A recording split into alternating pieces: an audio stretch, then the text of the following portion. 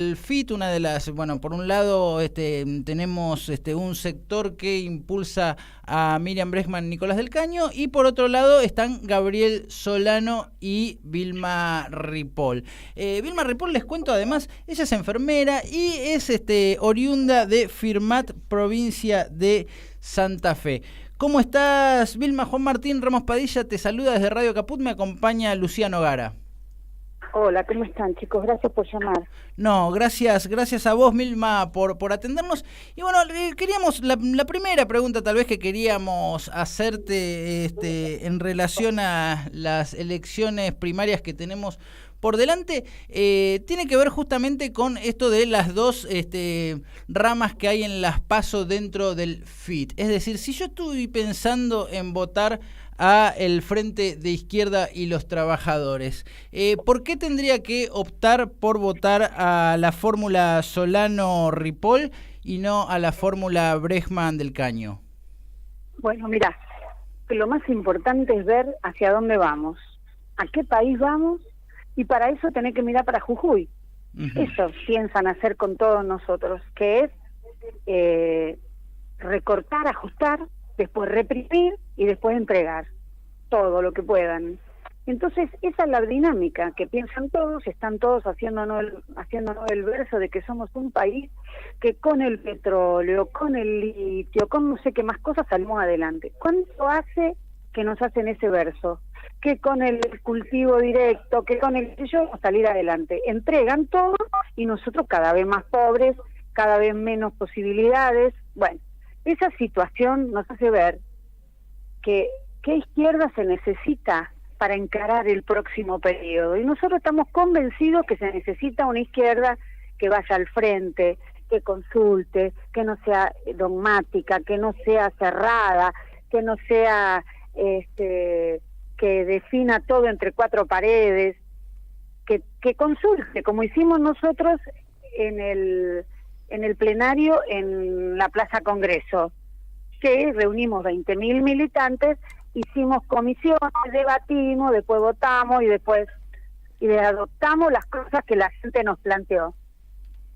Entonces, esto para nosotros es la izquierda que se necesita, y no vemos que los que están obsesionados por el problema electoral, tratando de sacar más diputados de ellos en todo el país, independientemente de la militancia que tengan, independientemente de la representación gremial que tengan, sea una herramienta válida.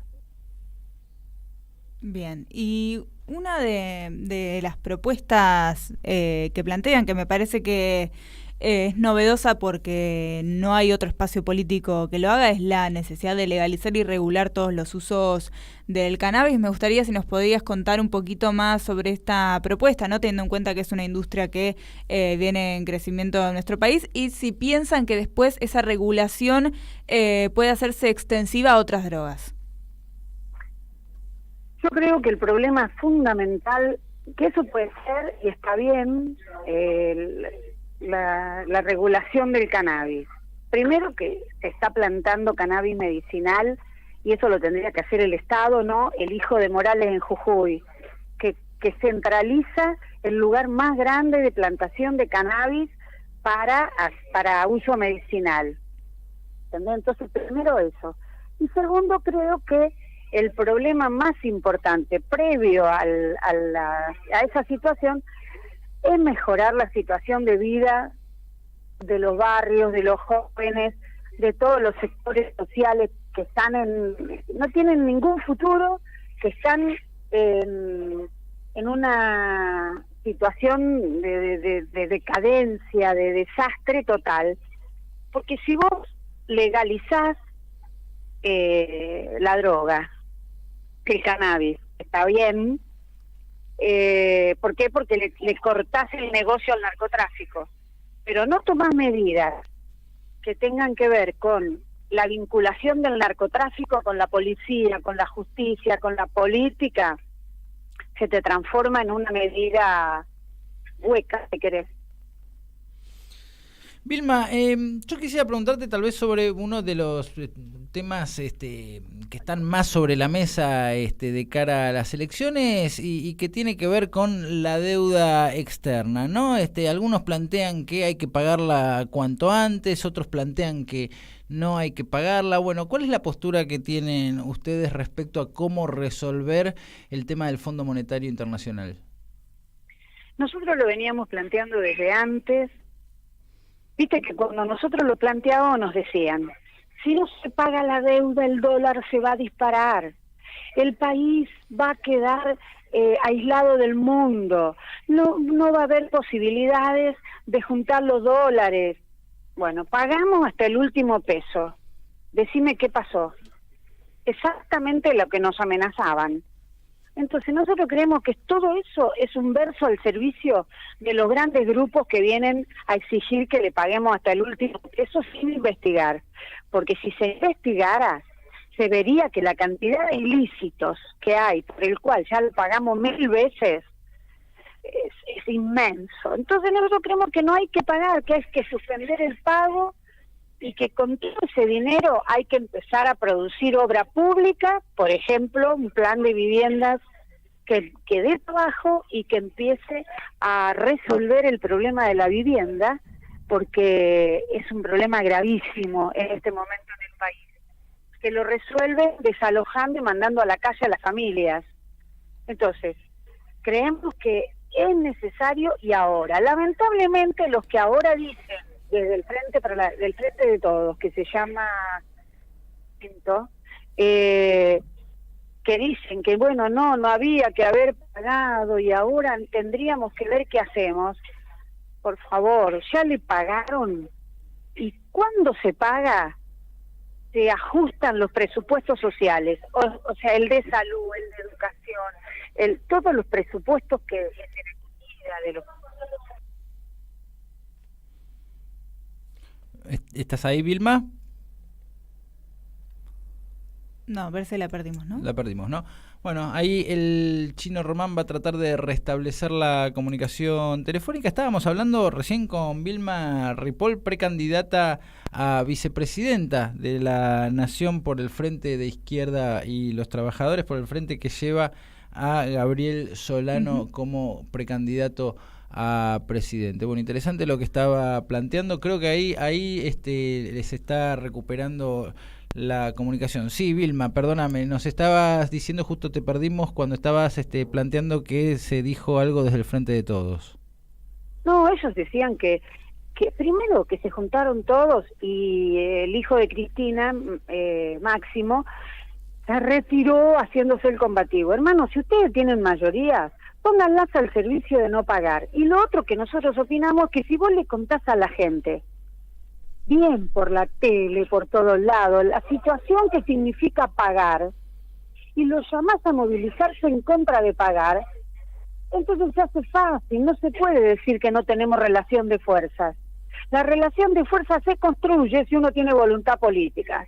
No hay voluntad política de enfrentar a los grandes, a los poderosos, al Fondo Monetario, a todos los grupos económicos estos, que ahora, te aclaro, vienen y piden los recursos naturales como forma de pago de la deuda. Bueno, basta, ¿hasta dónde van a entregar? Vilma, yo quería preguntarte algo, y no quisiera que esto se tome como una chicana de ningún modo. Es más, te voy a contar cómo lo viví yo, ¿no? Yo recuerdo haberte visto en el año 2006 acompañando muy fuertemente todo el proceso de memoria, verdad y justicia que se llevaba adelante con los primeros juicios a represores de la última dictadura cívico-militar, y te veía en cada movilización, incluso desde mucho tiempo antes, pidiendo memoria, verdad y justicia, y me resultaba muy interesante todo lo que venías planteando, ¿no? Llegó el año 2008 y de repente te vi en alguna foto acompañando a la sociedad rural cuando se daba la discusión de la 125, y en aquel momento me hizo mucho ruido, y entonces bueno, quería preguntarte si reivindicás el hecho de haber acompañado a los pools de siembra cuando se dio esa discusión, si cambiaste de parecer, si capaz la lectura que hicimos algunos, porque creo que no que fuimos varios los que de algún modo vimos algún ruido en esa situación, hicimos una lectura equivocada. Bueno, te quería preguntar por eso. Bueno, mira, yo te voy a decir, nosotros no acompañamos a la sociedad rural, nosotros acompañamos a los pequeños y medianos productores de todo el país, no solo productores de soja, de pequeños territorios, sino que eran productores de algodón, productores de fruta, todos esos que si se votaba la 125 se hundían. Y le dijimos con total claridad, desde acompañar a la Federación Agraria, del brazo de la conducción porque mienten, dicen que a mí me vieron al lado de la Sociedad Rural y yo siempre fui al lado de la Federación Agraria, que era la que defendía a los pequeños y medianos productores. ¿Por qué? Porque si se aplicaba, lo que iba a pasar era que crecían los pools de siembra y se iban a quedar con todo el campo. ¿Y qué pasó? Reventaron a los pequeños productores y se quedó, los pools de siembra se quedaron con todo el territorio. ¿Dónde? En todo el país. Todos los grandes pools de siembra, que además no dan trabajo porque compran maquinaria y con eso hacen todo, son los que ganaron la pelea. Entonces la verdad que yo no me arrepiento de haber planteado que era equivocado. Y Cristina después dijo que era correcto y entonces le hizo unos cambios y votaron una ley que tenía que ver con lo que nosotros decíamos, pero tarde. Ya se habían quedado los pools de siembra con todo el campo. Esa es nuestra opinión, porque esos son los hechos. Bien. Y Vilma, vos recién... recién... Y te aclaro que tenés que decir que además nunca dejé de estar en la calle, en los juicios y denunciando los casos de lesa humanidad. Es más, no, eso está fuera, de discusión, eso bueno, y lo otro sí te discuto con los datos, cuando quieras. Okay. Lucía.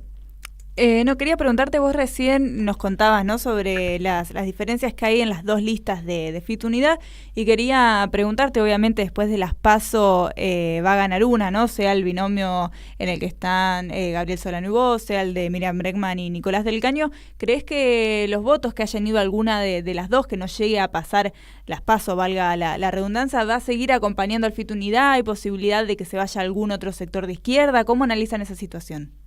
No creo que se vayan a ningún... Nosotros vamos, ya saben, los compañeros saben que estábamos juntos, que esto es un debate y que era necesario por el país que se viene, ¿entendés? Entonces nosotros lo vimos necesario para alertar al conjunto de la sociedad qué izquierda se necesita, y toda la gente con la que nosotros hacemos la campaña sabe que es así, y así se lo decimos a todo el mundo, que estábamos todos juntos porque compartimos el programa de la izquierda y porque consideramos que es una necesidad. No creemos que vayan para las otras izquierdas, que son divisionistas, que se la pasan diciendo queremos la unidad, pero nunca hicieron nada por conseguirla, ¿entendés? O sea, es fácil decir, como dice el MAS, no sé, yo quiero la unidad, y nunca intentaste entrar al frente de izquierda, desde afuera. No es así. Vos tenés que entrar, vivir el proceso, ser nuevo, y entonces después estar dentro y votar. Y entonces nos parece que es muy importante que la gente se quede dentro del frente de izquierda, y así lo vamos a plantear y así lo vamos a decir. Vilma Ripolte, para ir cerrando, porque sabemos que tenés poco tiempo, hay dos cosas que quisiera preguntarte. Bueno, una un poco en línea con lo que hablábamos recién, sabiendo que sos una persona que se preocupa por la marcha de la justicia. Preguntarte un poco qué mirada tenés acerca del proceso de juicio político que se le está llevando adelante a los miembros de la Corte Suprema de Justicia, y qué consideraciones tenés respecto a la necesidad de una reforma judicial y a la marcha de la justicia, y por otro lado apelando a que sos enfermera, preguntarte también en materia sanitaria qué mirada tenés acerca de el gobierno de Alberto Fernández hoy, y también sobre todo en lo que fue la política sanitaria durante la pandemia que hubo durante la primera parte del gobierno. Bueno, mira, nosotros sobre lo primero que me dijiste sobre la reforma de la justicia, nosotros estamos de acuerdo, pero no con la forma y las medidas que plantean desde el gobierno. Nosotros creemos que hay que tomar medidas con la justicia ya, que a los jueces los tiene que votar a todos el pueblo, tiene que ser por voto popular con posibilidad de revocatoria, porque y además tienen que ser por un pedido, que tiene que ser limitado y tienen que ser reelectos, porque si no, no tiene ningún sentido, son de por vida, ¿me entendés? No les importa nada, y encima los elige el Consejo de la Magistratura, y el Consejo de la Magistratura son todos está formado por todos los políticos y mayoritariamente por el que gobierna. Entonces, así es imposible. Y además tienen que ganar como gana una docente de doble escolaridad, y tienen que mandar los hijos y de ellos a la escuela pública y al hospital público. Si no, no hay ninguna reforma. Entonces, nos parece que si se reforma así, tiene sentido. Porque si no los vota la gente, no van. Porque lo que discuten son reformas para elegir ellos a los amigos de ellos. Siguen haciendo lo mismo. Entonces eso no va. Y lo otro que te decía, que me preguntabas, era por la salud. Creo que... me decís que hice esto durante la pandemia, además de la fiesta en la casa de gobierno, decís vos. No, ¿entendés? O además de la vacunación privilegiada. Yo creo que tuvieron intención, pero después les gana la esencia de lo que son, ¿me entendés? Sí. Porque no tienen, tuvieron una intención de avanzar con igualar y que sea para todos y que sea que todo el mundo tenga acceso, pero bueno, creo que no es todo lo que se logró y no es lo que nosotros creemos y por lo menos cuestionábamos que se podía hacer. Al principio opinábamos que había que hacer inmediatamente controles con ¿cómo se llama? Los controles para ver quién se contagió y quién no. Hicimos incluso una campaña desde la izquierda diciéndoles que había y después que hacer los controles para tener certeza y tener políticas efectivas. Y después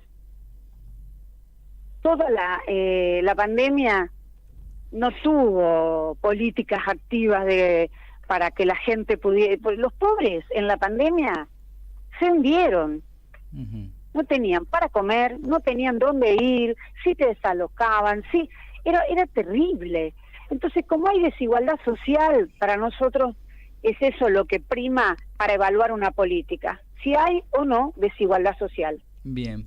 Una sola cosita me quedó de la primera parte de la respuesta que me dejó pensando, ¿no? Digo, yo ya sé que no importa en este momento mi opinión sino la tuya, pero bueno, estoy muy de acuerdo con todo lo que planteabas, pero lo único que capaz difiere un poco es en esto de que los hijos de los funcionarios de jerarquía tendrían que tener la obligación de enviar a sus hijos a la escuela pública, porque digo, ¿no? A mí incluso me pasó en algún momento, yo siendo funcionario y teniendo la posibilidad de que mis hijas fueran a una escuela privada, tomé la decisión de que fueran a la escuela pública porque considero que es el mejor lugar donde uno se puede educar, y capaz si uno lo plantea en esos términos de que hubiese una obligación para algunos, como que pareciera ser que se puede llegar a caer en esto de que hay una educación, los que cayeron en la educación pública. Quiero decir, qué bueno que haya un modelo en el cual... Yo te voy a decir que si a vos porque sos un caso raro, pero si vos te imaginás a los políticos que todos mandan los hijos a la escuela privada, a las demás caras, y que además, como pasó con el hijo de Cristina, si tiene un problema le mandan en helicóptero y lo mandan a Otamendi, le vas a decir anda al hospital público de acá, te va a decir. Entonces, No es así. Nosotros creemos que si vos vas a legislar y votar presupuestos sobre la salud pública, la tenés que usar. Porque ¿de qué hablan? Si nunca pisaron un hospital, nunca pisaron una escuela pública, no saben qué es que esté llena de ratas, no saben lo que es que se te desborden los inodoros y se te llene de mierda la escuela, nada saben. Y votan presupuesto y cuando vos le vas a pedir más plata, te dicen, no, la culpa es de los docentes, que, ¿me entendés? No va. Y cuando los trabajadores de la salud le reclaman, reconózcannos como acá en Capital, reconózcannos el ingreso a la carrera. Te dicen, ay, bueno, pero ahora no. Y después te aplauden de los balcones cuando cuando dejaste la vida en los hospitales. Por eso nosotros creemos que tiene que ser por ley. Porque si no, no lo van a hacer, porque defienden los privilegios de salario, privilegios de salud, privilegios de educación, privilegio de dónde viven. Viste que uno vive en ¿cómo se llama? Donde vivía Macri, en Vicente López. Sí. Uno vive en Vicente López y se presenta en la ciudad de Buenos Aires. Así hacen. Tienen impunidad total. Entonces así no es. Vilma Ripoll, precandidata a vicepresidenta por el FIT Unidad, te agradecemos muchísimo esta conversación, sabemos que tenés que irte en un ratito, así que ya te soltamos, te agradecemos mucho esta conversación. Bueno, gracias a ustedes. Muchas gracias. Chau. Bueno, interesante el intercambio cuando tengamos la oportunidad, si pasa la segunda ronda, igual me gustaría seguir discutiendo.